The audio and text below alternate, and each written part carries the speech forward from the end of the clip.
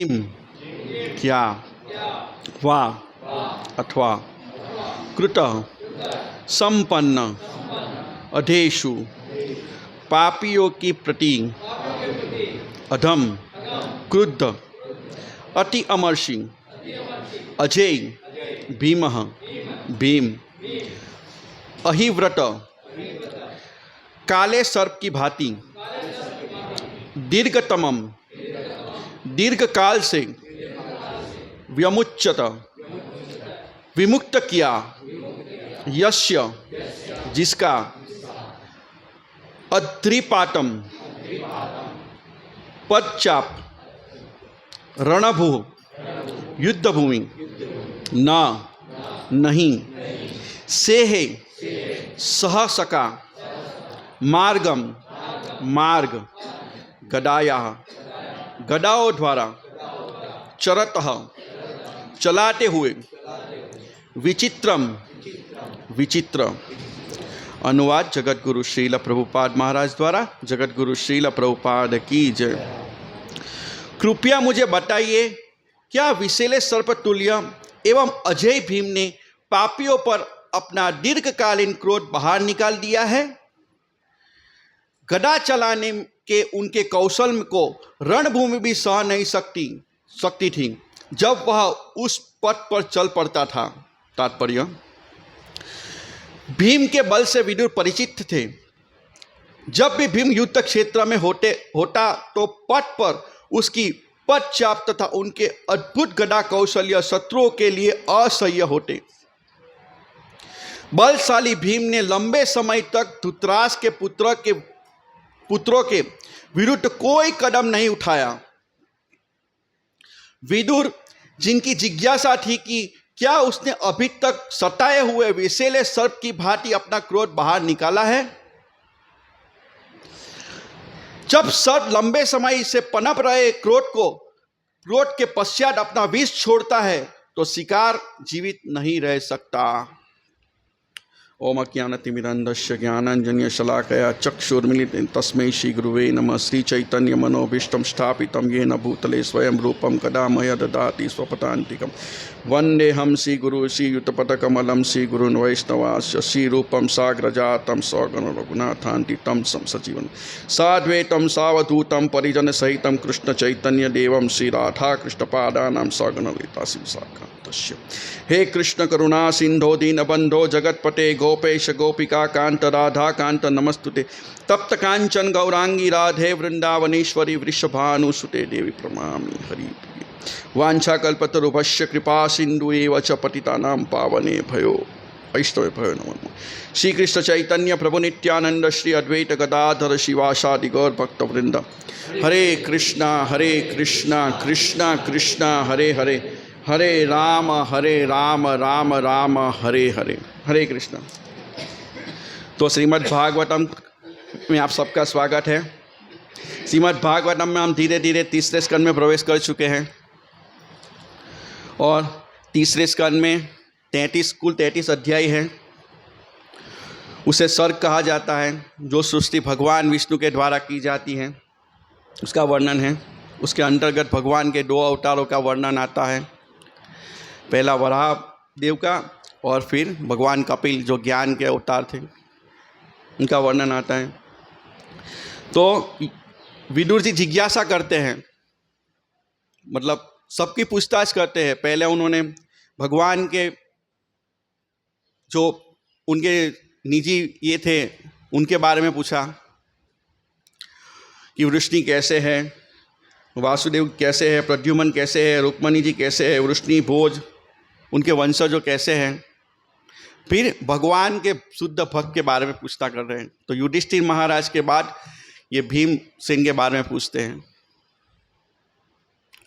क्योंकि वो जानते थे कि भीमसेन बहुत शक्तिशाली थे। क्योंकि हम आगे भी यही अध्याय में हम जान चुके हैं। क्योंकि जब धृतराष्ट्र बुलाते हैं, विदुर जी से पूछते हैं कि क्या किया जाए अभी, तो कहते हैं, विदुर जी ने कहा तुम्हें चाहिए कि युधिष्ठिर को अपना न्यायोचित भाग लौटा दो, क्योंकि उनका कोई शत्रु नहीं है और वह तुम्हारे अपराधों के कारण अकठिन कष्ट सहन कर रहा है, वह अपने छोटे भाइयों सहित प्रतीक्षा कर रहा है, जिसमें से प्रतिशोध की भावना से पूर्ण भीम सर्प की तरह अच्छा ले रहा है। तुम निश्चित ही उससे भी भयभीत हो। तो जब विदुर जी को पूछते कि क्या किया जाए, तो सलाह लेने के लिए जब बुलाते हैं, तो विदुर जी उसी समय कहते हैं कि तुम भीम से तुम भी डरते हो। वो जानते थे कि भीम इतना शक्तिशाली है और वो सर्प की भांति अपना विष को संभाल के रखे हुए हैं। तो हम ज़्यादातर देखते हैं कि भीम का जो चरित्र है ऐसे बहुत गुस्से वाला है, लेकिन वो बहुत सहनशील थे। वो अपने बड़े भाई की आज्ञा का उल्लंघन नहीं करते थे। इसीलिए यहां बताया गया है कि कई सालों से उन्होंने कोई कदम नहीं उठाया है। प्रभुपाद जी लिखते हैं इतने सहनशील थे क्योंकि वो भगवान के भक्त थे। भगवान के भक्त के ये सब गुण होते हैं। तो प्रभुपाद जी लिखते कि भीम के बल से विदुर परिचित थे। जो हम जानते हैं कि सब लोग कि भीम का जो जन्म हुआ है वो किन के पुत्र हैं? भीम वायुदेव के अंश हैं। हनुमान जी भी,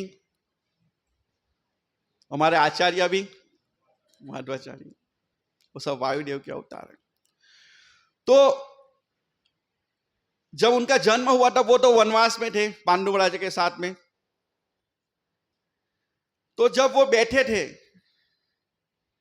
जब छोटे भीम का जन्म थोड़े दिन पहले ही हुआ था, तो बैठे थे तो एक बाघ, महाभारत में कथा, एक बाघ आया और वो जोर से गर्जना की। तो कुंती महारानी खड़े हो गए तो उनके गोदी से भीम गिर गए और जिस शिला पे गिरे वो चकनाचूर हो गई। इतना बल था उनके अंदर। ये भीम, इसीलिए विदुर जी कहते कि भली भांति परिचित थे। बहुत सारे भीम के मतलब ये है। श्रीमद् भागवत गीता में हम पढ़ते हैं, भगवत गीता में भी वर्णन आता है भीम के बारे में कि पांचजन्य ऋषिकेश देवदत्त धनंजय पौंड्रक धम्यो महाशंख। भीम का जो शंख था वो महाशंख था। भीम कर्म उकोदर, कि भगवान कृष्ण ने अपना पांचजन्य शंख बजाया, अर्जुन ने देवदत्त शंख बजाया, अतिभोज एवं अति मानवीय कार्य करने वाले भीम ने पौंड्रक नाम का भयंकर शंख बजाया। तो जो भी कुछ कार्य करते थे वो भयंकर होते थे भीम के। और दुर्योधन भी ये जानता था कि यदि मृत्यु होगी तो भीम के हाथों से होगी। इसीलिए जब इससे आगे श्लोकों में वर्णन आता है, चौथे श्लोक में, कि वो जब वर्णन करता है दोनों पक्षों का, तो भीम का जो वर्णन करता है कि बोले इनकी जो सेना है वो खाली भीम और अर्जुन के द्वारा रक्षित है, ऐसे कंपटीशन करता है क्योंकि उसको डर था, है ना। इस सेना में भीम तथा अर्जुन के समान युद्ध करने वाले अनेक वीर योद्धा है, तथा महारथी युधान तथा विराट तथा द्रुपद है। लेकिन वो कहते हैं कि हमारी शक्ति अपरिमेय है और हम सब पितामह द्वारा भली भांति रक्षित है, जबकि पांडव की शक्ति भीम द्वारा, मतलब कंपटीशन करता है वो भीम के साथ में। उनको डर था क्योंकि भीम जो करेगा वो मारेगा तो सिर्फ भीम मार देगा हमें। तो ये सब भाग भगवत गीता और श्रीमद् भागवत, विशेष करके महाभारत में इनका वर्णन आता है। भीम भगवान का भक्त था, इसलिए भगवान की हर बात हमेशा मानता था। वो भगवान के ऊपर नहीं जाता था, इसके अपने बड़े भाई के ऊपर भी नहीं जाता था। जैसे त्रेता युग में हनुमान जी ने भगवान की सेवा की, वैसे ही भीम ने भगवान कृष्ण की सेवा करी, क्योंकि भगवान आए थे परित्राणाय साधूनां विनाशाय च दुष्कृतम् धर्म संस्थापनार्थाय संभवामि युगे युगे। तो उनको मदद करने के लिए भीम भी आए थे। जब तो अब जब ऐसे हस्तिनापुर से उनको राज्य मिला था वारणावत, तो भीम अतिमानी भीम भी सोता नहीं था, अपने भाइयों की रक्षा करता था। अपने 4 भाइयों अपनी माता की रक्षा करने के लिए हमेशा जागता रहता था। तो जब वारणा व्रत में उनको लाक्षाग्रह दिया गया था तो विदुर जी ने बता दिया था, तो वो सोता नहीं था, लेकिन वो जो उसका जो रक्षक था वो समझ जाता था कि ये सोता नहीं है तो मैं कैसे जलाऊं इसको। फिर एक दिन वो मतलब पूरी सुरंग खोद के वो निकल जाते हैं, तो भीम ही आग लगा देते हैं और उसी में उसी को रक्षक को भी डाल देते हैं। तो जहां से जो जाता है तो वो जंगल में जहां जाते हैं तो वहां दो राक्षस मिलते हैं उनको, हिडम्ब और हिडम्बी, हिडम्ब और हिडम्बा। तो उसको खाने के लिए आता है। हिडम राक्षस हिडम्बी को बोलते हैं कि आप जाके उनको लेके आओ, मनुष्य का गंध आ रहा है, क्योंकि शक्ति इतनी थी, वो शक्ति का यहाँ वर्णन है इसलिए मैं इसका वर्णन कर रहा हूं। तो जाता है, लेकिन हिडम्बी जब देखती है, हिडम्बा जब देखती है तो उनको भीम के प्रति लगाव हो जाता है। तो हिडम जो राक्षस होता है वो आता है और उसको उसके साथ युद्ध करते हैं, और भीम वो पांचों की रक्षा करते हैं, तो उसको मारते मारते दूर जगह लेके जाके उसको मार देते हैं। तो हिडम्बा उनसे बहुत आकर्षित होती है, उनसे कहती कि मेरे से शादी करो। हालांकि वो अपने भाई और अपनी माता से ऊपरी कभी नहीं जाते थे, तो उन्होंने बोला कि मैं नहीं कर सकता, आप जाओ यहां से। तब वो कहती कि मुझे पुत्र प्राप्ति चाहिए। जब क्षत्रिय को कोई बोलते हैं तो क्षत्रियों का धर्म है कि उनका करना चाहिए, उनसे उनके विवाह करना चाहिए। तो उसकी माता और युधिष्ठिर महाराज बोलते हैं कि अभी ये अकेली है, इसे शादी करो। तो वो शादी करते हैं उनसे। घटोत्कच उनके पुत्र होते हैं। ये भगवान की योजना है कि घटोत्कच का भी एक विशेष महान रोल है महाभारत युद्ध में। और उसके बाद उसका पुत्र होता है बार्बरिक। तो जब अर्जुन को मारने के लिए कर्ण ने एक विशेष बाण लिया था इंद्र से, कि एक सिर्फ अर्जुन को मारने के लिए है, लेकिन इतना भारी पड़ रहा था घटोत्कच। तब दुर्योधन कहता है कि तुम बाण चलाओ। बोले नहीं, ये अर्जुन के लिए है, लेकिन इतना भारी पड़ रहा है कि बोले अर्जुन को मारने से पहले हमारी सेना खत्म हो जाएगी, इसलिए उसको विवश करके उसको बाण चलाना पड़ता है घटोत्कच के ऊपर। तो भीम भगवान भक्तों की रक्षा करते हैं। भगवान का एक भाव होता है भक्तों की रक्षा करना, तो भीम का भी रक्षा करते हैं और घटोत्कच को, अर्जुन की रक्षा करते हैं और घटोत्कच को मार देते हैं। और आगे जाते हैं, मतलब यहां से जो हिडम्बा से के आगे जाते हैं, वो वहां एक चक्र गांव में जाते हैं। एक चक्र गांव में वो एक ब्राह्मण के घर में रहते हैं। तो एक चक्र गांव में एक बकासुर नाम का असुर रहता था, और गांव वालों ने निश्चय किया था कि कैसे न कैसे इससे बचे। तो एक कॉम्प्रोमाइज किया था कि हम रोज एक बैल भर के खाना देंगे और एक आदमी को भेजेंगे आपके लिए। तो उस एक दिन उनका, वो ब्राह्मण जिस घर में रहते थे उनके घर में उनका जाने का दिन था। तो सब लोग परेशान थे। तो कुंती महारानी ये सुन लेती है, और कुंती महारानी सुनती है तो बोले कोई बात नहीं, मेरा एक पुत्र चला जाएगा, मेरे 5 पुत्र हैं। क्योंकि कुंती महारानी जानती थी कि भीम कितना शक्तिशाली है, तो उनको भेज देते हैं भीम को। तो भीम जाते हैं, तो इतना सारा खाना, क्योंकि जंगल में इतना खाना नहीं मिलता था, और ब्राह्मण के घर में जो भी खाना मिलता था तो आधा भीम के लिए रखता था और बाकी 5 आधा खाते थे। अब इतने दिन से वो भूखे थे, तो पूरा खाना जाते जाते ही खा लेता है भीम। तो वहां जाते हैं बकासुर के पास, तो बकासुर देखता है कि ये तो सब खाली लेके आया है, तो इनसे युद्ध करता है, और युद्ध करने के पश्चात उसको मार देता है। लेकिन उस समय अर्जुन वहां नहीं थे। तो अर्जुन ने सोचा कि वो कहीं असुर भीम को मार नहीं दे, इसीलिए वो जाते जाते उसने एक अस्त्र छोड़ा था, एक सांप अस्त्र छोड़ा था। ये कथा हम लोग जब एक चक्रा गांव गए थे तो महाप्रभु दास ने कही थी। तो वो अस्त्र छोड़ा था, और वो सांप जाके वो बकासुर को मारना चाहता था, लेकिन उससे पहले ही मार के आ गया था। तो वो सांप वहीं था। तो एक चक्रा गांव नित्यानंद भगवान का प्रागट्य स्थल है। तो नित्यानंद भगवान जब आए, प्रकट हुए, तो उस सांप को बोला कि आप इस गुफा में रहिए, और इस गुफा को बंद किससे किया? उसने अपने कुंडल से बंद कर दिया। इसीलिए नित्यानंद भगवान के कान में हमेशा एक ही कुंडल रहता है। जब नित्यानंद भगवान का श्रृंगार होता है तो एक ही कान में कुंडल रहता है, ऐसे महाप्रभु जी ने बताया था। तो वो कान में कुंडल डाल दिया था। मतलब वो गुफा के आज भी वहां है, वो शिला के रूप में है। तो कहने का तात्पर्य है कि भगवान एक कार्य से अनेक कार्य कर लेते हैं। तो ये भीम जब छोटा था तब से ही बहुत शक्तिशाली था। दुर्योधन हमेशा उसकी ईर्ष्या करता, लेकिन भीम उनकी ईर्ष्या नहीं करता था। जब छोटा था तभी उनके जहर में, मतलब खाने में जहर दे दिया था, उसको खीर बनाई और उसके खीर में जहर दे दिया था, और जहर देने के बाद उसको गंगा जी में प्रोवाइड कर दिया था हाथ पैर बांध के। अब गंगा में डाल दिया तो वो सीधा नागलोक में चला गया, और नागलोक में जो जितने भी नाग थे सब थे उनको डस रहे थे। तो डसने के कारण वो कहते हैं ना, कांटा कांटे से निकाला जाता, तो सर्प के जहर जो उन्होंने बहुत सारा जहर था, लेकिन वो डसने से वो सारा जहर निकल गया। तो भीम उठ के सबको मारने लगता है। तो सब लोग वासुकी के पास जाते हैं और वासुकी से बात करते, तो वासुकी आते हैं तो वो कहते हैं कि ये तो हमारा नाती है, मतलब परपोत्र है, तो उनको अमृत क्या दिया जाए, तो बोला अमृत पिलाइए उनको। तो जो नागलोक का जो अमृत है वो पीने के कारण भीम के अंदर 10,000 हाथियों की शक्ति आ गई थी।